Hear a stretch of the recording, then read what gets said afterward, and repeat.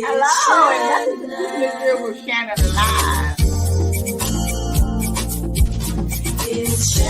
Because you don't know how it's going to turn out. My kids empowered me to get out. What's going on with this remote learning and in the midst of COVID? Working for different elected officials, learning and understanding how to put the community first.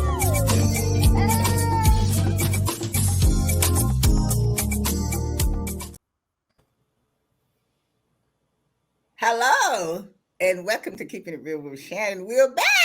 We've been away all summer, taking a quick break, getting a little bit of rest, but we're back tonight, and thank you so much for joining us. So, hello to my co-hosts, Miss Dr. Vanessa, Mrs. Sandler, how you doing? And to joining us tonight, our special guest, Miss Barbara Biggs Glover. We're gonna get to talk to her in a few minutes, but so much happened while we was going over the summer. So quickly, I just want to share that my aunt turned 100 years old, and we had her birthday party this weekend. 100 years old, Aunt Annetta Reeves. Can you imagine facing history? That was history in the making. So wonderful. And then also, I want to share my good, exciting news. I was honored by the Dream Foundation for my work in the community and my Lions organization.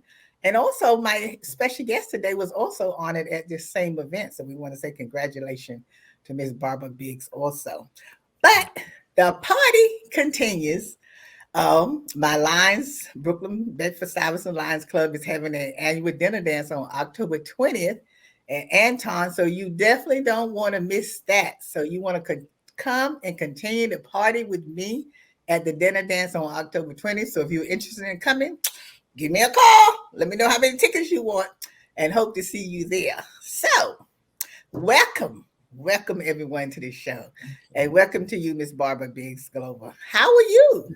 I'm well. Thank you for having me. I'm quite excited. Well, thank you for coming. Yes, thank you. Thank you for extending it. We was reading about your organization, and Absolutely. It sounds like a very interesting organization with women. And our topic tonight is women with a purpose, because women are doing it now. We're taking over. We're taking charge. It's our time. Yes. Absolutely, this is definitely our time. But I just want to shed some light on our special guest today. She's the president of the Brooklyn Club of the National Association of Negro Business and Professional Women's Clubs Incorporation. And their mission is to promote and protect the interests of African American business and professional women, to serve as a bridge for young women seeking to enter business and the professions, to improve the quality of life in the local and global communities, and to foster good fellowship. So again, welcome again, Miss Barbara Biggs Glover, and welcome to the show. Thank you so much. Thank you. I'm blessed to be here, and I'm proud to be a part of the Brooklyn Club of the National Association of Negro Business and Professional Women. I've been blessed to be a part of the organization since 1982, so I'm kind of telling my age, but it has been a rewarding experience to be a part of it, and to have had the opportunity to meet so many dynamic women, so many women that have wanted to embrace the community, uplift and enhance their living conditions, uplift the quality of living in our various communities. We basically we say Brooklyn, but many of us come from other communities, and when we do our programs, we offer them to other communities as well. In terms of because of COVID-19 and its variants that lingered and still lingers in our communities, but the Brooklyn Club was able to prevail. So, Ms. Biggs, tell us, with the organization, we know it's a women's organization, but what kind of professions are in the organization? I'm sure you probably got doctors, lawyers, entrepreneurs. Like, yes. What type of women, professional women, do we have in the organization? Yes, doctors, lawyers, real estate brokers. We have teachers, professors. We have had women that own their own businesses in terms of salons, particularly hair styling salons as well. And so it's an array of business and professional women that are a part of our organization. In order to become a part of it, you have to have proof of or credentials proving the status. If you're in a business, then you have a business certificate. If you are a professional person, then you have to have um, documentation, degrees, and certificates also stating your status. So, Ms. Glover, so would you say that the organization is more like a network organization? How does each organization intertwine and support each other? Through networking, yeah, and collaborations. But we are mandated to do programs in the areas, in whatever areas we deem important at the time. So right now, our theme for the Brooklyn Club is 78 years of SIP, systematically intensifying progression continues. So everything we do, we want to enhance, empower our community to take it to the next level. I think. So, okay, sorry. No, please continue. Yes. So in terms of our our platforms, our outreach is paramount, and it assures access to programs that are informative and comprehensive. And so we have a Facebook presence, we have a YouTube presence, and we have a website on webs.com. Right. That one needs to be revised, but it's there and it gives a history of what we've been doing over the years. We also have given out over $1 million in scholarships over the many years that we've been in existence for secondary education, and also nurses leaving say Carol Barton High School. They usually leave there with a practical nurse degree, and then they show that they have been accepted to the next level, a college in the next level, and they qualify for scholarship from us in that area as well.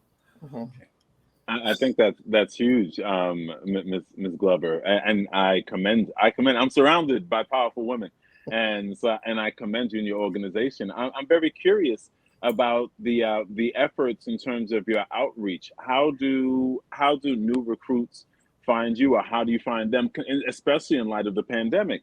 As we all know, all of our lives changed within the past few years. Now, how has that affected you, your leadership, and organization? How do you come to get on board with the pandemic having affected us all? Well, as crazy as the pandemic was, it did force us to utilize technology.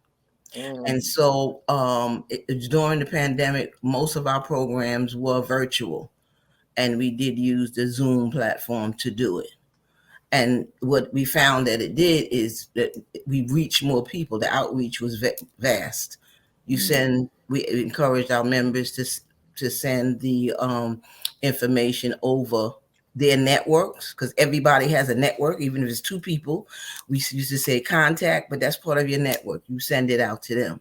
We develop an invitation, and people register for the program, and then and they have the link to the programs, just like how your program is basically established, and then they come in on it, and we have various program titles, like you might say domestic violence, and they register and they come in, and then we have experts in the field, agencies and organizations, and testimonies maybe from a domestic violence survivor that might come in and speak. And so basically that's how we grew as an organization previously. Okay, sorry. So Barbara, let me ask you. So let's just get to the real nitty gritty here. Yes. Women with a purpose, because things are changing now, and things have changed. Women are stepping up to the plate. They're running Fortune 500 companies. They got their own big time companies they have built from the ground. It seems now that the women are doing it. And it's not taking anything away from men because men been doing it forever, but women now seems to have more confidence in themselves and realize that they can run a company and run an organization. So how do you see the change of women stepping up to the plate than what it used to be? Well, from my point of view and from the age bracket I'm in, women have always stepped up to the plate. It's just that now the opportunities have been afforded them. We have broken the glass ceiling. They were not able to contain us anymore. So you find us in those positions that they should have been all the time. They were always qualified, should have always been there. Trained a lot of the men that moved up into those positions, got them because they were men, but the woman in that company was the one that trained them and counsels them many times through the course of their tenure in their company. Yeah. You're right about that because it seems like when something happens, in particular, even when something good or something big happens, there's always there's always a woman there behind the scenes doing the work that's not getting the credit that they should have been getting because they the one doing the work. It's just like when you're at home and you're taking care of your husband and the kids and you're responsible for the bill, everything. That's a business in itself, running from home. Right. And you get it done because you can juggle and multitask so many things, and nothing taken away from the men. But when they start multitasking, it's like all of a sudden, like, oh my God, what, like they just get all frustrated and everything. But it seems like the women have always been able to step up to the plate and do it. It's just that I just always felt like we didn't get the recognition that we should, have gotten. But we're going to hold that thought. We're going to take a quick break and we're going to be right back. Thank you. It's Shannon.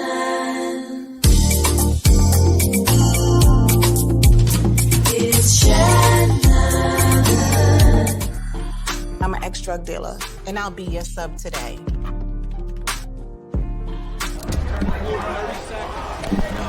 Two milligrams of fentanyl can be lethal. A lethal dose is in here. Who gets it, I won't know. It's cheap, it's potent, and it's profitable. The sad reality is, fentanyl is being mixed into everything now. More kitchen now.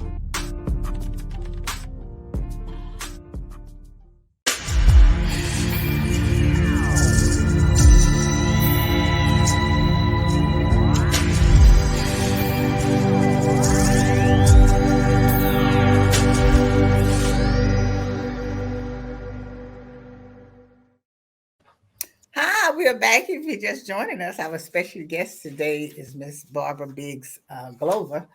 And we're talking about women with a purpose. And I was saying before we went to break about women running their home business, because that's a business in itself. But Miss Biggs, I want to also ask you about women working together today. It seems like it's a problem with us working together because we can't get rid of the jealousy over each other, which I don't understand.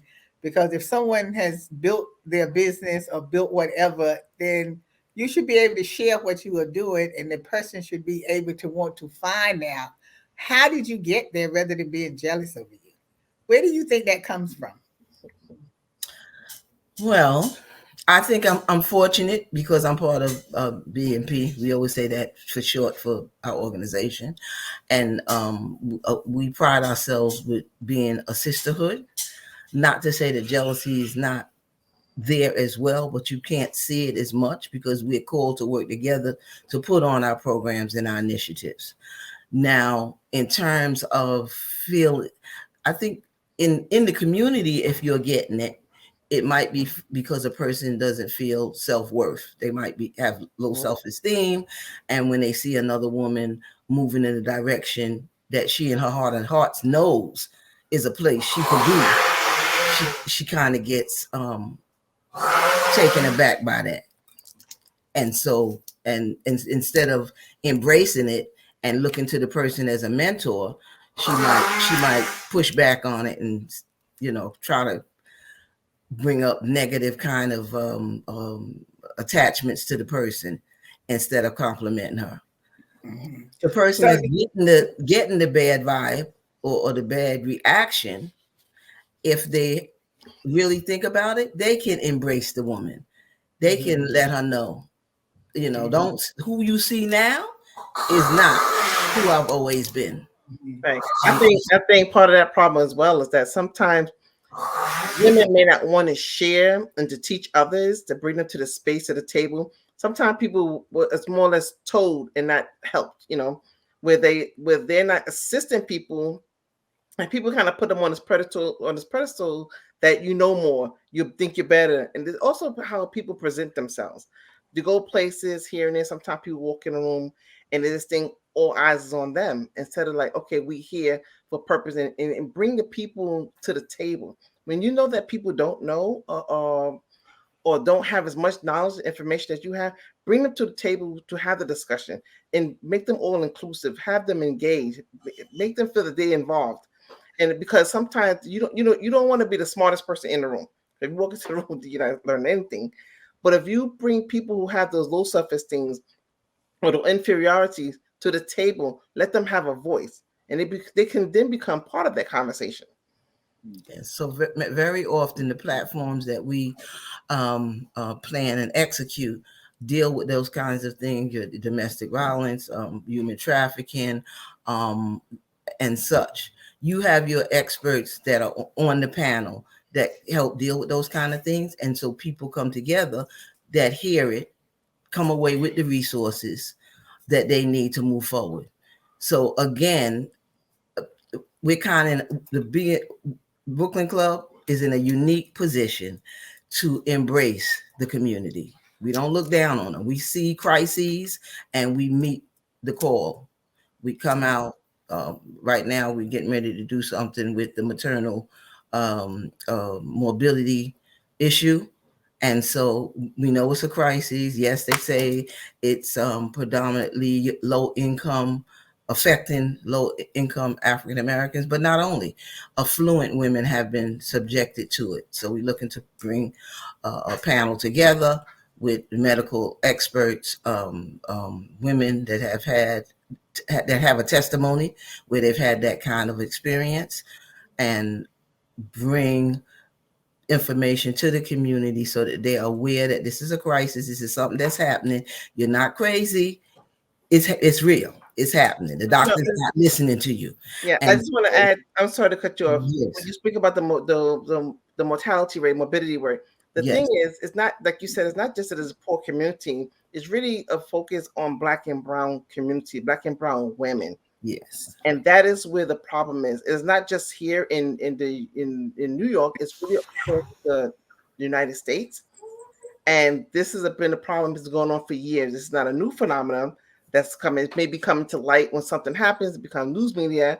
But this is a problem has just been there for like forever, just about. Yes, the Biden and Harris administration have presented a call to action for the public and private sector to work on this issue and bring this crisis to the. Is that noise? Where's that noise coming from? Because we need to mute. Like somebody we need to mute who's in the room. Okay. Yes, let me mute it. Yeah, I mean, it's good that. No, you don't have to get up. Let's keep going. I mean, it's good that Biden and Harris is putting this agenda together, but this is not a new phenomenon. No, it's They're not putting new. the agenda together to do what?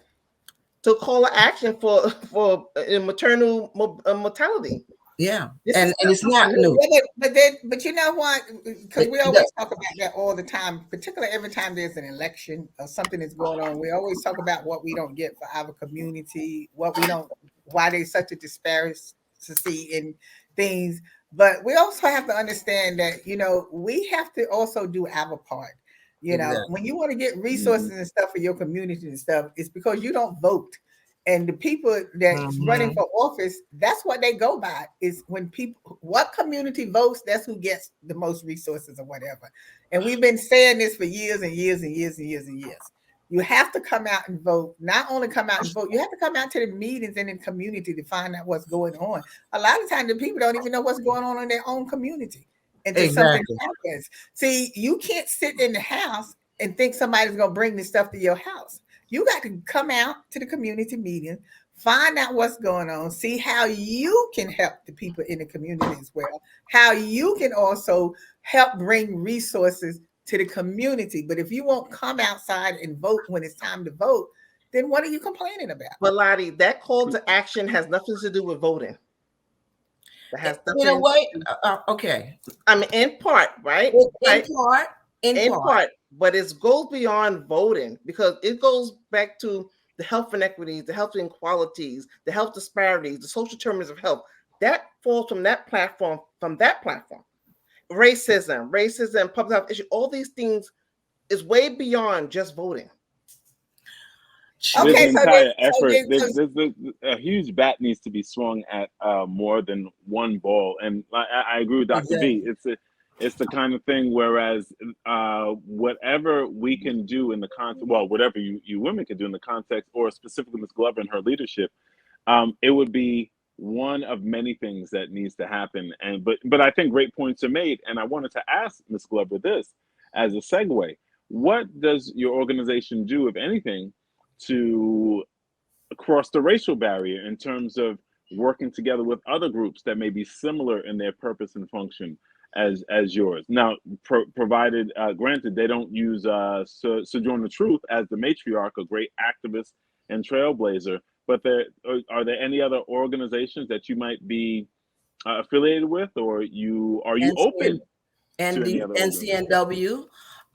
Mostly we affiliate ourselves with African American organizations and spiritual organizations as well. We don't have a problem with other organizations, but I feel that we need to concentrate on ourselves. Everybody, their positioning, and they have position, and they have spokesmen, and they have laws that help and protect them. And so we need to be mindful and proactive in doing the same. That doesn't mean that I'm not embracing. And when we have our programs, they're welcome. And many of our partners, like Brooklyn Hospital Center and the community liaison at Brooklyn Hospital Center, is not African American, and she's been very, very supportive in terms of us doing our platforms, like our Think Health platform and our triple the negative heart,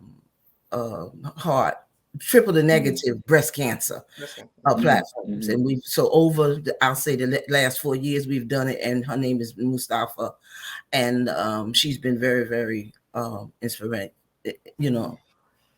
in helping us get those things done. Very good. Very good. We want to let the community know that we are on every level. In every level of our society, we have the expertise that we need to get things done. And we don't have to always go to the other people. We are here and we are qualified, and we can get it done. Well, that's I just want to add that's sometimes some of the problem that we have in the community. We have a lot of organizations that are doing the same work and have boots on the ground. They work in silos. Okay, so when you work in silos, A may get a piece of something, B may get a piece of something, but A and B can come together collectively. They're both fighting for the same cause, right? For the same cause. So when you work in silos, you don't get a overall beneficial result. No one wins in that sense. No. Collaborations and networking has been a phenomena of the NANBPWC Inc. for generations, and in particular, Brooklyn Club has partnered with organizations over the years. We do collaboration with the 79 Precinct Community Council. We do partnerships with the Brooklyn Hospital Center. We do collaborations with, Mount Sinai Baptist Church. We do partnerships with any the organization that not on my watch. When we do the domestic violence, we partner with them, and they come on our presentation, and they provide information and the expertise that we need to let people know that, hey, we're out here, we know what's going on, we're here, we're with you. So we do, it is stressed to collaborate. Collaborate means that your outreach is wider. Yeah, because when Vanessa said, is when we join our power together, it makes us more powerful, because that way you have more people to fight the cause. It's just like when they come out to protest, and thousands of people come out to protest together to make the noise. So the louder the noise, the better they can hear what we're talking about. So when we come together and partner with other organizations, other people, I mean, we can really get the word out to the community much better. And not only that, even when you go and put something out to the community, it's still, as I said before, it's important for the community to respond. The community has to respond to what's going on in your community. And that's what I say. And that's important. And so I think we need to understand too, in our quest for equal opportunity, for exposure, we have to understand there's different levels of where we express that. So you have your demonstrations, our community service organizations get together, and we make sure that we provide workshops or program initiatives that make sure that our community knows what's going on, provide them with the resources. We do Google Docs. So at the end of our presentations, we have a whole Google Doc with resources where if they go back and look, they can get that information at will. Right. So the combination makes us whole. Right. So our time is up, Ms. Biggs, and we want to thank you so much for coming on and telling us about your organization. You're doing good work, and we hope to see more good things coming out of the Brooklyn Club. Thank you. Keep up the good work, and hopefully we'll be on the platform again, getting another award. With another award, right? More importantly, our community will be rich as a result of you, this platform, and the Brooklyn Club and theirs. And so you heard it for yourself. Make sure you respond to whatever would be brought into your community, and come on out to find out what's going on in the community. Because it takes all of us to change the community. One organization can't do it by themselves, and you're not going to learn anything sitting behind closed doors. You have to come out and see what's going on. So thank you for joining us tonight. Thank you, Sandler. Thank you. God bless you all. Thank you so much for joining us. And look, we're just happy to be back to talk. Thank you. Thank you. So thank you so much. And don't forget, call me if you want a ticket. All right. Take care. And as always, we'll see you next time. Bye-bye. Today's show is sponsored by Abu's Bakery. If you have a sweet tooth, stop by Abu's Bakery for some delicious cakes and pies. Would you like beautiful pictures for your home or your office? Then stop by Faith Art Gallery. They have a large selection